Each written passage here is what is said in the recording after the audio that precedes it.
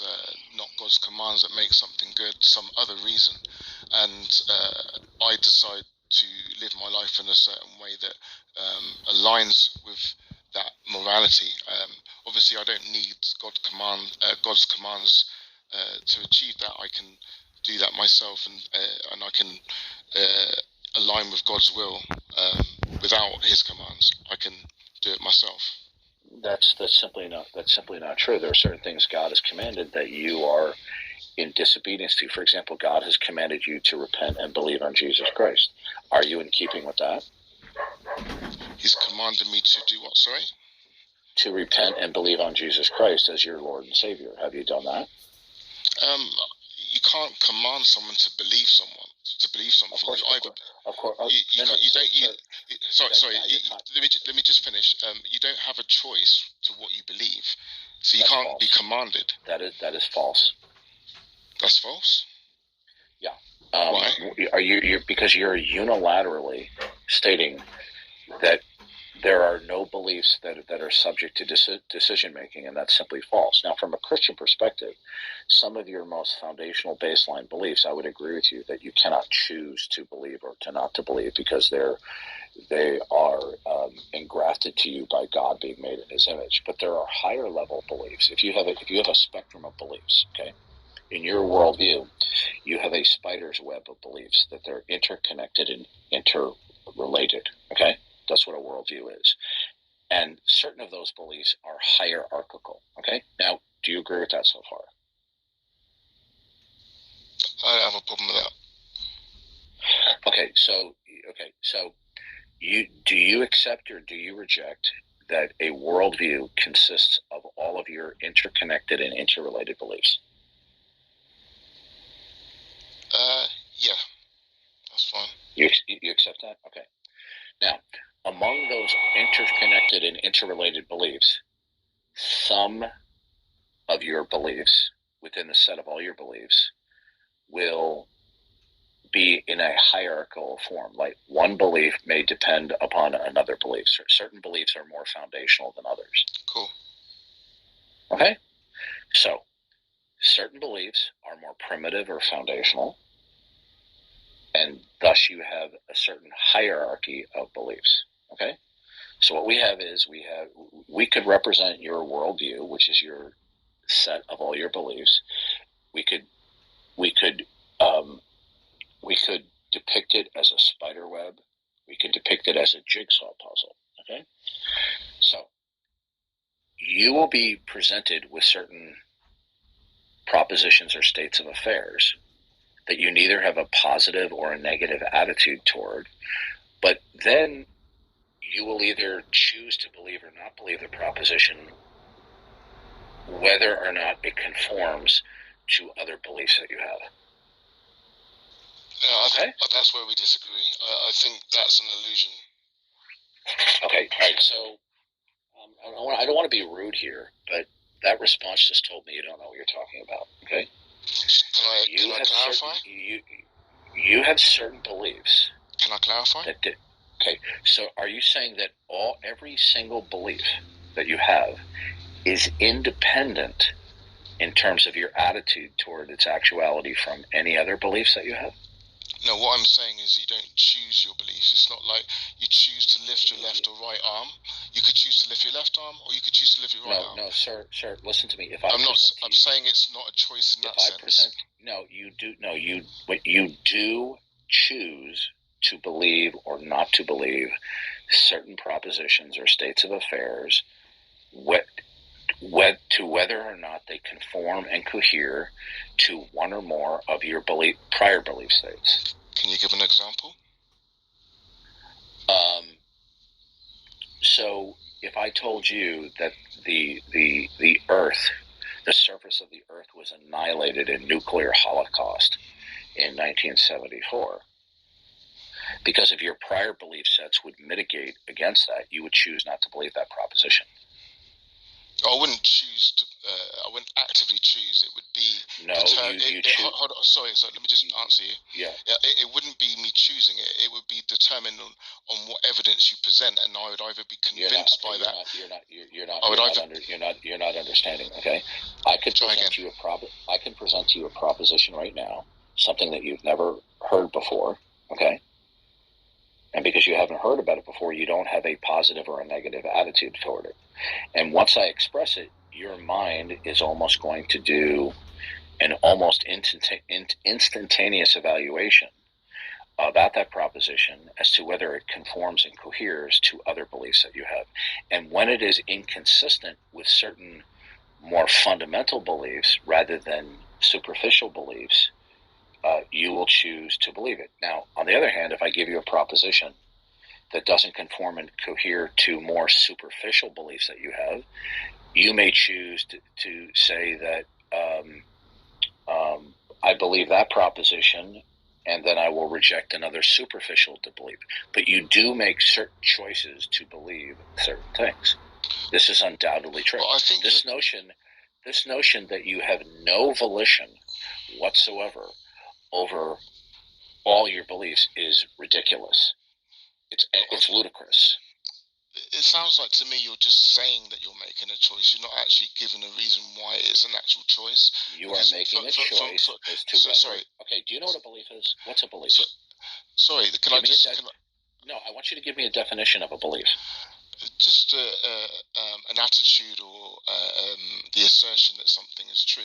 And I would say it's on normally if it's just a belief and nothing more, then I'd say it's based on little or no evidence. Okay. So the point is you're still doing discursive reasoning there. You're doing an evaluated process, and that you choose not to believe a certain proposition or belief because it doesn't conform and cohere to another belief that you have. Okay? If that belief is depending on how strongly you hold to that belief. You see, we don't hold to all beliefs with the same tenacity that we do other beliefs. Okay? Can I just explain my position? Because I got cut off earlier. This is a worthless debate. That you don't have any volition over any of your beliefs. It's not a conversation that's worth having. It's ludicrous. Well, you're not willing to listen to the other side, so if you're not, I'm not willing for you to try to defend something that's ludicrous. Okay. Well, that's you being closed-minded. Hold on a second. I just got back from the supermarket. Okay. Yeah, I am being close-minded. Why is that a problem? Well, then we're not really having a meaningful discussion, are we? Because I'm being open-minded. No. Okay, being open or closed-minded is neither a vice nor a virtue. Okay, I am closed-minded to something that is patently ludicrous. So, for example, if I told you I just got back from the supermarket, which I did, and I told you that among the clerk and the manager of ShopRite, I ran into Abraham Lincoln, okay? And I asked him about what it was like to be the president during the Civil War. You would immediately decide that belief was unworthy of having a positive attitude because you have a more foundational belief that Abraham Lincoln is dead and that people do not come back from the dead. Therefore, because you have a more foundational belief, that would therefore mitigate against the veracity or veridicalness of me talking to Abraham Lincoln, you choose not to accept or have a positive attitude that I had a conversation with Abraham Lincoln. On the other hand, if I told you that I was down in Florida and I was at a golf course at Mar-a-Lago and that I actually ran into Donald Trump and I asked him what was it like to be the president over the last four years, okay? You wouldn't have any more primitive beliefs, okay, that would, at that juncture, mitigate against the proposition that I talked with Donald Trump. Okay? So there are certain propositions that are new to you that you choose either to accept or to reject and have a positive or a negative attitude toward because they don't conform and cohere to certain other more primitive or foundational beliefs. This is a no-brainer, and it's not even worth debating. So let's move on. Can I have? So tell me why you're an atheist. Can I have 30 seconds to respond, please? Yes. Is that uninterrupted as well? No, I will keep my mouth shut. You can have a minute. Take a minute. Okay. All right. Thank you. Because listen, because you're a cool cat. Yeah, I'm cool with that. Go ahead. Cool. So Percy, this is just my position, and you can disagree with it. I think our beliefs are not choices that we make to believe in one thing or another. I think they're based on our nature and our nurture. So our nature would be basically our psychology, our biological makeup, and then our nurture would just be our upbringing, like our culture, the culture society we live in, parents, friends, experiences you've had, lessons you've learned. And I think a combination of both of those things actually sort of map out what you believe. Like you kind of alluded to it, like.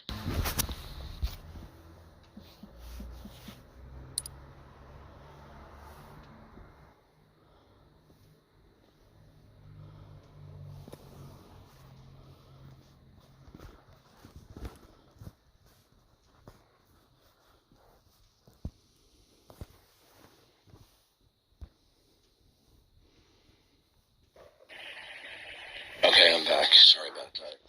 Oh, I thought they'd all gone to sleep then. Okay. But yeah, obviously I asked you about one of your already held beliefs, but I'm saying that it would apply to any beliefs that you held, because any belief that you hold.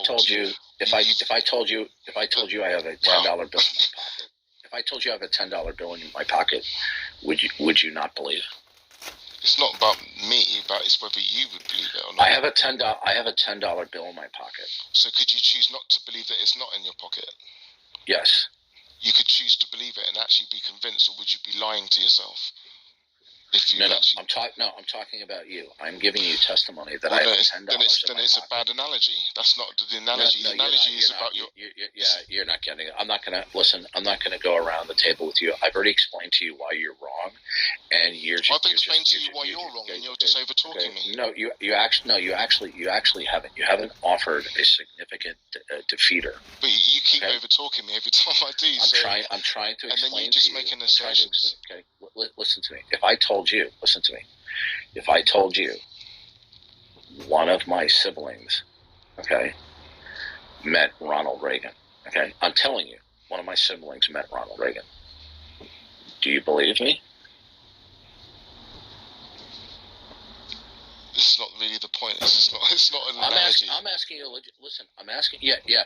It's to the point. You see, what I try to do is I try to dumb these things down to their bare essentials to prevent people from continuously rabbit trailing and monologuing. Okay. I'll answer your question. I'll answer your question. One of my siblings met Ronald Reagan. Okay. Do you believe me? Okay. I don't see where this is going, but I'll answer it anyway. Okay. So my answer would be that your testimony would be reasonable, except if I trusted you. Okay, listen to me. I am being transparent here, okay? One of my siblings used to work in Washington, D.C. in the 1980s, okay? I have photographs of my sibling meeting Ronald Reagan, okay? I'm telling you that my sibling met Ronald Reagan. Do you believe me? Well, I already said your testimony alone would be sufficient if I trusted you. Because there are many things that just because of their verbal testimony, you accept it. If it's reasonable, I mean, it's what you're saying is not unreasonable. It's right, it's and rare. It's rare, but so you are deciding to believe a proposition that somebody verbalizes to you if it conforms and coheres to other belief states, which you are calling reasonability. No, I didn't choose okay, listen to me. Reason, okay, has to do with conforming to other belief states about the nature of existence. Okay? So I'm going to ask you once again. I have photographs of a sibling meeting Ronald Reagan and other government officials. Okay? Like the Secretary of State. Now, do you believe me? If you presented those photos and you gave your testimony, Listen to me. If somebody, are you in England? Okay. Now, if somebody that you know said that they were visiting London and they happened to be in the same hotel where Prince Charles was meeting some other dignitaries, and he say, "I saw Prince Charles," would you believe him? If I trusted him, his testimony would be sufficient. Okay, good. And so you are believing somebody based upon their testimony. Okay. Sure, but it's not a choice. Okay. Okay. You know what? You're okay. All right, get out of here. You're gone. This is ridiculous. Okay. These are people that no matter how you defeat what they believe, they just don't confuse me with the facts. I'm going to believe what I want to believe. Okay, this is ludicrous. Okay. Notice he said, "I will believe them if it's reasonable." Notice he said, "I will." Yeah. What about if it's not a choice? Then why would you use the word will? Exactly. The reason why you will believe it is because it conforms to what you say is reason. But reason will be a collection of prior beliefs that you have. Okay? This idea is that we don't have volition over some beliefs is ludicrous. He doesn't live this way. Okay? Because if you that would make you an automaton. It would make you a robot. Yeah. All beliefs would essentially be accidental. When people are presented with new propositions, okay, they do an almost immediate instantaneous evaluation, okay, as to how it will conform and cohere to any number of belief states that we prior have. So if I told you, Tom Locke, okay, if I told you that that my sibling met Ronald Reagan, okay, and I'm just saying, I'm not just making this up as an analogy. I'm telling you, my sibling met, because of the testimony and the pictures that I have from my sibling, they met Ronald Reagan. Well, you would choose to have a positive attitude toward what I had to say because you had no other prior beliefs that would mitigate against that. Okay? Yeah. But on the other hand, if you had a prior belief that I was an only child, okay, and that was a more foundational belief, you wouldn't believe my testimony because it didn't conform and cohere to a more primitive belief that you had that I was an only child. Okay? Yeah, for sure. So we choose to believe certain beliefs if they conform and cohere to other beliefs that we have. Yeah, I've had this conversation with this guy before. He's stuck on stupid. If what he said is true, then we're just two dogs barking at each other between a chain link fence, and we're automatons. Yeah, there'd be no reason to have debates at all because, let's say someone has shown the incoherency of their position. Then, if that person sticks to the position anyway, then if in this person's opinion they're sticking to it irrationally, how could they be sticking to it irrationally if they don't choose to believe anything? So in other words, that when jurors go in and they hear the testimony from the prosecution and defense, they're not really deliberating. There's no volition involved. I mean, that's ridiculous. I mean, it's just asinine. Well, it was funny because he was telling you what his belief was the entire time. Yeah, but he doesn't choose that, right? Well, that's his belief that he doesn't choose. Hey, look, so why in the world will we punish? I agree that there are some fundamental beliefs you can't choose. I agree with that. I don't think anyone disagrees with that. But to say that you don't have volition over all of your beliefs, that's patently false. So why would we punish pedophiles if... Yeah. Mm-hmm. Yeah, why would we punish pedophiles if we don't choose our beliefs? At least some beliefs. They have no volitional culpability when they believe that when they molest children, they're going to get away with it. Okay? Yeah. They didn't choose to believe. in their feelings towards these children and choose to believe that, according to these people. So why should they be punished for it if they didn't choose to believe it? I know it's yeah. See, people like him, they're just stuck on stupid. Okay. Look, if I told him that I met Abraham Lincoln, the reason why he has a negative attitude toward that proposition, that belief, is because he has a more primitive belief that people don't come back from the dead since they've been dead from the 19th century. Okay?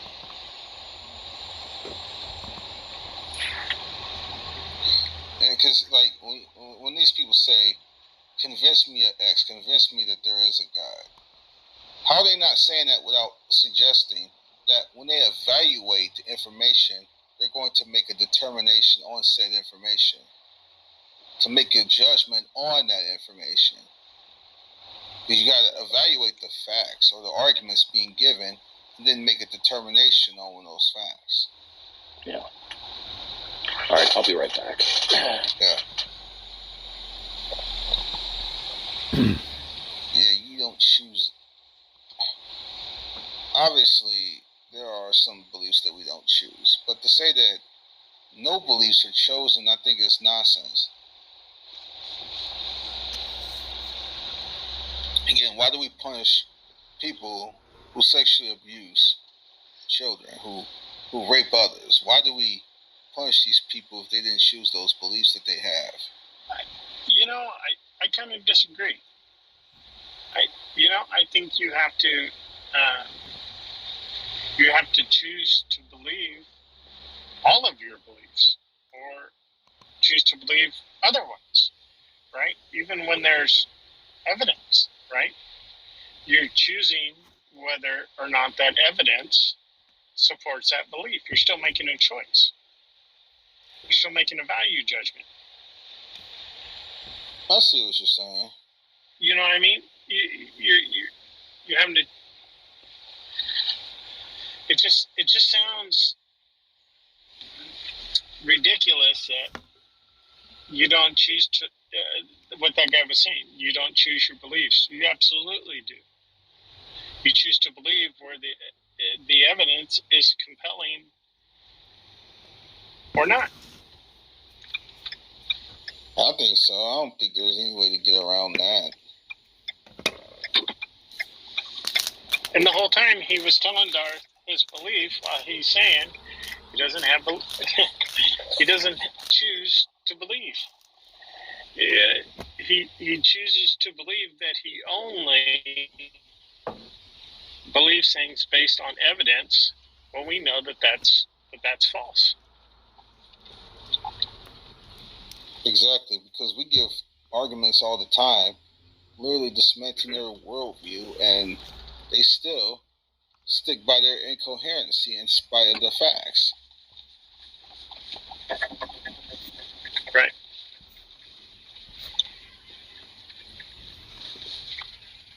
It's like Matt Slick always says, proof is different than persuasion. Right.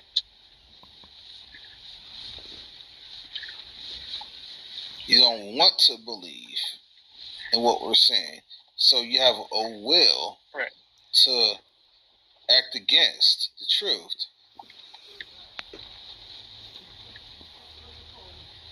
Right.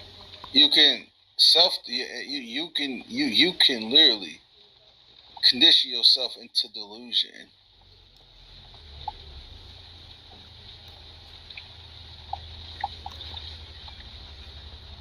And you do that by way of choice, not by this idea that you just so happen to do it in this sort of automaton type of way.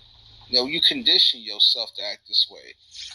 And the Bible makes that abundantly clear, that there's suppression. You are actively suppressing. You are choosing to suppress. It's not like it's not like you're suppressing because it's just automatic. Well, I didn't choose to believe this. I didn't choose to suppress this. That's just absurd.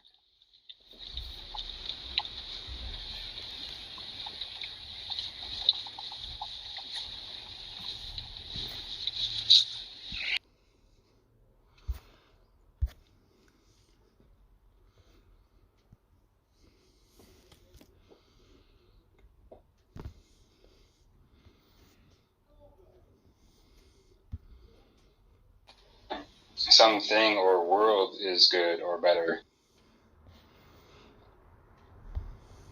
So, I don't know. Is that bad? No. I mean, it's sort of indicative of the kind of behavior that was problematic elsewhere, so. Well, I said repeatedly I didn't want my... No, I don't want to listen to that.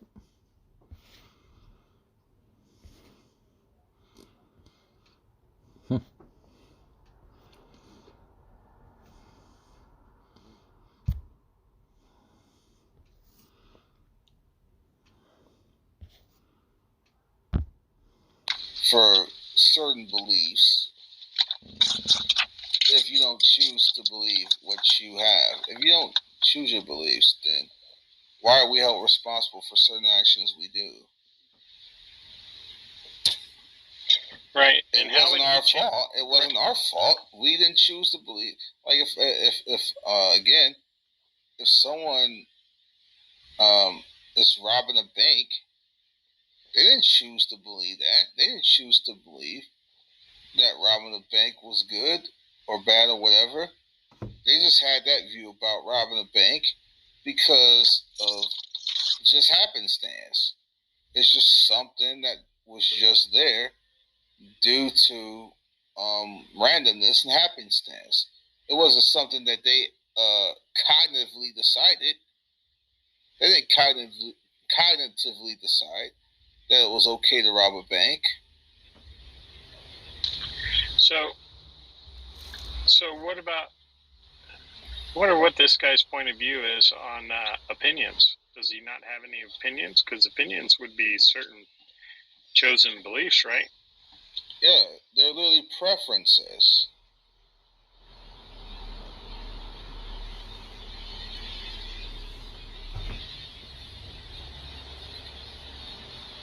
I prefer mild foods over ridiculously spicy foods or something like that.